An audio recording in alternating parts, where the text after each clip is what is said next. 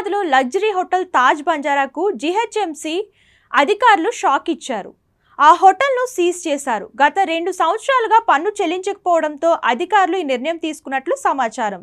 ఈ విషయమై గతంలో అనేకసార్లు నోటీసులు ఇచ్చినా తాజ్ బంజారా నిర్వాహకులు స్పందించకపోవడంతోనే సీజ్ చేయాల్సి వచ్చిందని అధికారులు వెల్లడిస్తున్నారు. ఈ తాజ్ బంజారా లగ్జరీ హోటల్ బంజారా హిల్స్లోని రోడ్ నెంబర్ 1లో ఉంది. ఈ హోటల్ నుంచి రావాల్సిన 1.43 కోట్ల పన్ను పెండింగ్లో ఉందని జీహెచ్ఎంసీ అధికారులు తెలిపారు. హోటల్ యాజమాన్యానికి అనేకసార్లు నోటీసులు జారీ చేసినప్పటికీ వారు స్పందించలేదని, చివరిసారిగా 2 రోజులు గడువు ఇచ్చినా కూడా హోటల్ యాజమాన్యం నిర్లక్ష్యంగా వ్యవహరించడంతోనే ఈ చర్యలు తీసుకున్నట్లు అధికారులు తెలిపారు.